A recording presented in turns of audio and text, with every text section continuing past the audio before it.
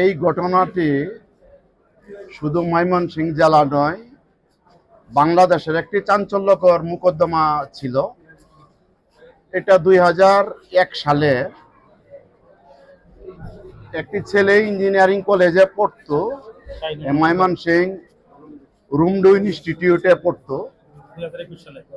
তাকে রাতের বেলা বাসা থেকে ডেকে নিয়ে গিয়া 9 জন আসামি, যাদের নামে যাহারে ছিল, তারা পূর্ব পরিকল্পিতভাবে ডেকে নিয়ে গিয়া তাকে নৃশংসভাবে ঘরে নিয়ে গিয়া হত্যা করে এই লাশ ওইখানে রেখে দিয়া অনেকক্ষণ ওইখানে তারা অপেক্ষা করে সকল আসামিরা পরিকল্পিতভাবে এই লাশটাকে পরবর্তীতে পার্শ্ববর্তী আপনার ওইখানে হাউজি খেলার একটা প্রজেক্ট ছিল, ওই প্রজেক্টের ভিতরে সেফটি ট্যাঙ্কিতে নিয়ে তারা এই লাশটাকে গুম করার জন্য ওইখানে তারা সেফটি ট্যাঙ্কির ভিতরে এই লাশ ফেলে রেখে উপরে সেফটি ট্যাঙ্কির ডাকনা দিয়া আটকায় দেয় এবং ডাকনার উপরে গোবর এবং বাঁশের পাতা দিয়া তারা ঢেকে রাখে, যাতে কেউ কোনোদিন এটা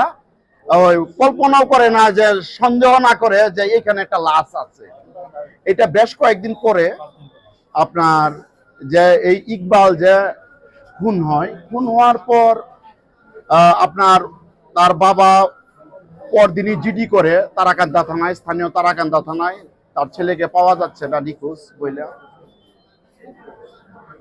কয়েকদিন পর যখন ওইখানে দুর্গন্ধ বের হচ্ছিল, দুর্গন্ধ বের হওয়ার পর এলাকার লোকজন এবং বিশেষ যে যিনি খুন হন ইকবাল, তার বড় ভাই যিনি বাদী হয়েছে সেলিম মিয়া, তারাকান্দা থানায় খবর দেয়। তারাকান্দা থানা থেকে ফোর্স আসছে এবং পাশাপাশি র্যাবের লোকজন যায়, ডিবি সিআরডির লোকজন যায়, খোঁজাখুঁজি করার এক পর্যায়ে এই সেফটি ট্যাঙ্কির ভিতরে এই লাশটা পাওয়া যায় অর্ধগলিত অবস্থায়। এই লাশটা পাওয়া যাওয়ার পরে এই লাশটা উঠানোর পরে লাশটা ড্রেস দেখে এটা শনাক্ত করে এবং চেহারার কিছুটা বিকৃতি হইলেও যে বোঝা যায় যে এটা শাহিনুর রহমান ইকবালের লাশ। ওই দিনই তারাকান্দা থানা কর্তৃপক্ষ 2 জন আসামিকে সন্দেহমূলকভাবে তাদেরকে ধৃত করার পর তাদেরকে জিজ্ঞাসাবাদ করার পর প্রাথমিকভাবে তারাকান্দা থানা কর্তৃপক্ষ বুঝতে পারে যে তারাই এই খুনের সাথে সম্পৃক্ত। পরবর্তীতে এই শাহিনুর আলম ইকবালের ভাই বাদী হইয়া অজ্ঞাতনামা আসামিদেরকে দিয়ে একটা মামলা করেন, হত্যা মামলা করেন। হত্যা মামলা করার পর এখানে 2 জন আসামি স্বীকারোক্তিমূলক জবানবন্দি দেয়। ওই যে 2 জনকে যেদিন লাশ পাওয়া যায় ওই দিনই ধৃত করে নেওয়ার পর তাদের মাঝ থেকে একজন, কি নাম, খালেদা আক্তার এবং আসামি আব্দুল হেলিম স্বীকারোক্তিমূলক জবানবন্দি দেয় এবং খালেদা আক্তার নামে আরেকজন পরবর্তীতে স্বীকারোক্তিমূলক জবানবন্দি দেয় যে কিভাবে এই শাহিনুর আলম ইকবালকে তারা পূর্ব পরিকল্পিতভাবে তারা নিয়ে গিয়া পরিকল্পিতভাবে হত্যা করে এই লাশটাকে গুম করে। এই মামলাটা তারাকান্দা থানায় তদন্তাধীন থাকা অবস্থায় এক পর্যায়ে এই মামলাটা ডিবি ময়মনসিংহকে তদন্তের ভার দেওয়া হয়। ডিবি ময়মনসিংহের একজন চৌকুশ তদন্তকারী কর্মকর্তা ছিলেন, যিনি এক সময় অ্যাক্সিডেন্টে পরবর্তীতে মারা গেছেন, মনিরুজ্জামান, এসআই মনিরুজ্জামান। উনি তদন্ত করে চার্জশিট দাখিল করার পর মামলাটা বিচারের জন্য আসার পর এই মোকদ্দমাটায় 22 জন সাক্ষী, 24 জন। 24 জন, টোটাল 24 জন সাক্ষী। আমি এই মামলাটায় প্রথম দিকে আমি ইনফরমেন্ট পক্ষে ছিলাম, সংবাদদাতা বাদী পক্ষে ছিলাম। পরবর্তীতে এই মোকদ্দমার আমি সরকার পক্ষে এপিপি হিসাবে এই মামলাটা আমি পরিচালনা করি। এবং আজকে এই শাহিনুর আলম ইকবালের ফ্যামিলি আছে, ওনার ভাই আছেন, ওনার মা আছেন, বাবা আছেন। দীর্ঘদিন পরে আজকে এই 9 জন আসামির ভিতরে 7 জন আসামির ফাঁসির আদেশ দিয়েছেন বিজ্ঞ আমাদের মাননীয় ময়মনসিংহের সিনিয়র দায়রা জজ বাহাদুর। 7 জনকে এই মামলাটা সন্দেহাতীতভাবে প্রমাণিত হওয়ায় 7 জনকে ফাঁসির আদেশ দেন। এবং 2 জন মহিলা এইখানে তাদেরও এই সম্পৃক্ততার বিষয়ে প্রমাণিত হয়। প্রমাণিত হওয়ার পরে তাদেরকে মহিলা হিসাবে 7 বছরের সশ্রম কারাদণ্ডের আদেশ দেন।